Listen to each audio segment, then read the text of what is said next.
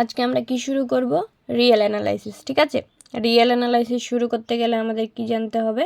Real number, যেটা পড়ছে sets in real নাম্বারের মধ্যে যে সেটস ইন আর, মানে রিয়েল নাম্বারের মধ্যে যেগুলো সেটস পড়ছে ওই সম্বন্ধে আমাদের একটু জানতে হবে।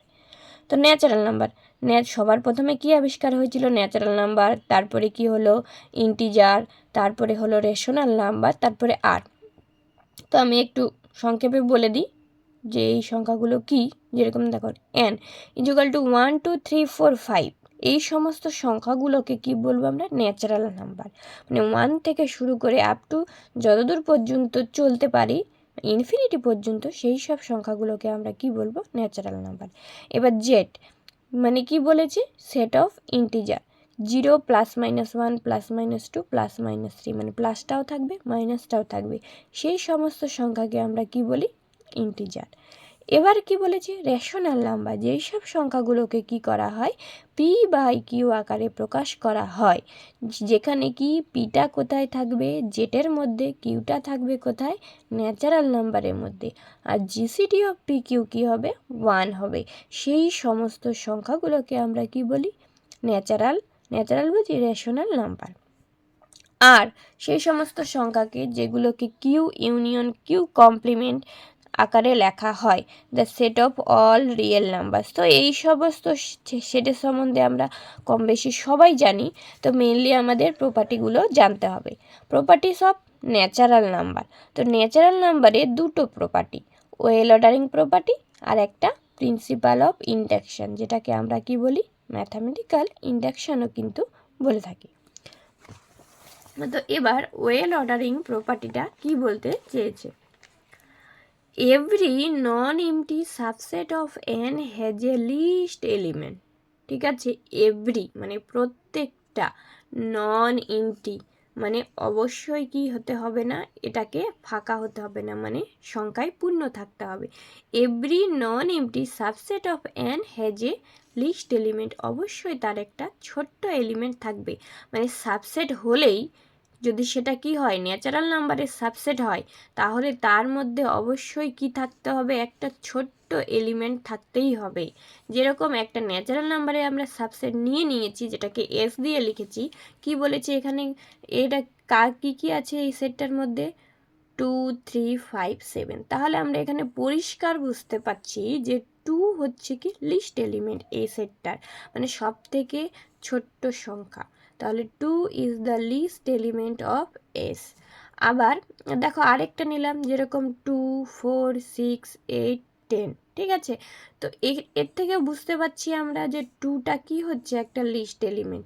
কারণ আমাদের এখানে ডট ডট, এটা কিন্তু ইনফিনিটি পর্যন্ত চলতে, ইনফিনিটি পর্যন্ত বলতে পারবো না যে উপরেরটা কি, কিন্তু আমরা লিস্ট এলিমেন্টটা কি বলতে পারবো? অবশ্যই বলতে পারবো। এই প্রপার্টিটাকেই কি বলা হয়? ন্যাচারাল নাম্বারের ওয়েল অর্ডারিং প্রপার্টি। এবার দেখো ফাইটা কার সাবসেট? এন এর সাবসেট। ফাই সবারই সাবসেট হয়। তো ফাইটা যদি ন্যাচারাল নাম্বারের সাবসেট হয়, তাহলে সেটাকে কি ফাইয়ের কি কোনো লিস্ট এলিমেন্ট থাকবে? ফাইয়ের লিস্ট এলিমেন্ট থাকবে না। ফাইয়ের কেন লিস্ট এলিমেন্ট থাকবে না? কারণ আমাদের এখানে ডেফিনেশনেই প্রথমে বলে দিয়েছে যে every non empty subset of N has a least element, অবশ্যই কি হতে হবে? Non empty. কিন্তু ফাইটা অলরেডি এমটি বলে এখানে কি থাকছে না? কোনো লিস্ট এলিমেন্ট থাকছে না। এবার দেখো কি বলেছে? The well ordering property is not applicable for Z. ঠিক আছে, ওয়েল অর্ডারিং প্রপার্টিটা কি জেটের জন্য অ্যাপ্লিকেবল? ঠিক আছে, তাহলে তো আমরা কি বলতে পারতাম? ন্যাচারাল নাম্বারের প্রপার্টি না, এটা কার প্রপার্টি? জেটেরও প্রপার্টি, ইন্টিজারেরও প্রপার্টি। তাহলে দেখো -3 2 -1 থেকে শুরু করে 2 পর্যন্ত নিয়েছি একটা সেট। তাহলে এখানে তো আমরা কি বলে দিতে পারছি যে 3 - 3টা কি একটা লিস্ট এলিমেন্ট। তাহলে কি আমরা বলতে পারবো না যে জেডটা হচ্ছে অ্যাপ্লিকেবল ফর কার ক্ষেত্রে? ওয়েল অর্ডারিং প্রপার্টির ক্ষেত্রে। কিন্তু যখনই আমরা কি করতে যাব, 0 +-2 +-4 +-6 নিতে থাকবো, তখনই কি হবে? এর লিস্ট এলিমেন্ট বলতে পারবো না, কারণ এটা তো বেড়েই চলেছে। -6 এরপরে +-7 হবে। তো আমরা এর ক্ষেত্রে কি ডিনোট করতে পারবো না যে সব থেকে ছোট্ট সংখ্যাটা কি। ওই জন্য জেটের ক্ষেত্রে কি ওয়েল অর্ডারিং প্রপার্টিটা কিন্তু অ্যাপ্লিকেবল না।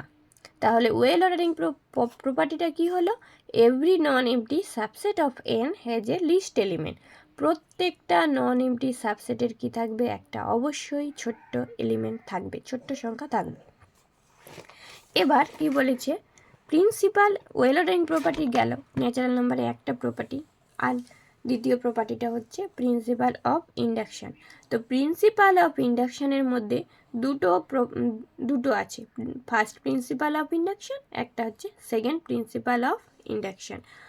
তো ফার্স্ট প্রিন্সিপাল অফ ইন্ডাকশানটা কি বলেছে, যদি কি বলেছে ধরে নিই আমরা, let S be a subset of N, এসটা কার সাবসেট, এন এর সাবসেট, তাহলে ওয়ান যদি বিলং করে এস এর মধ্যে, তাহলে কি বলেছে ইফ কেটাও যদি বিলং করে এস এর মধ্যে, তাহলে কি বলেছে কে প্লাস ওয়ানটাও কি করবে এস এর মধ্যে, তখন আমরা কি বলতে পারি, এস ইজোকাল টু এন কিন্তু সমান হয়ে যাবে।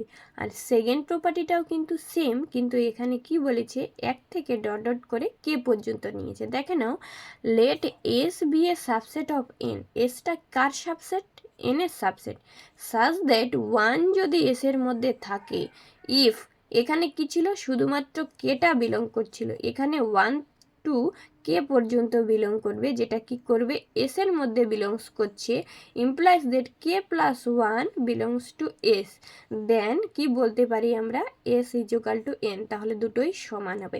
তাহলে first principle of induction, second principle of induction, দুটো প্রিন্সিপাল অফ ইন্ডাকশন দুটো হয়, একটা ফার্স্ট প্রিন্সিপাল অফ ইন্ডাকশন, একটা second principle of induction. First principle of induction কাকে বলেছে, যদি কি ওয়ানটা তো থাকবেই, তার সাথে কে প্লাস ওয়ানটাও যদি বিলং করে, তাহলে দুটোই কি হবে সমান হবে, এস আর এন দুটো সেটই সমান।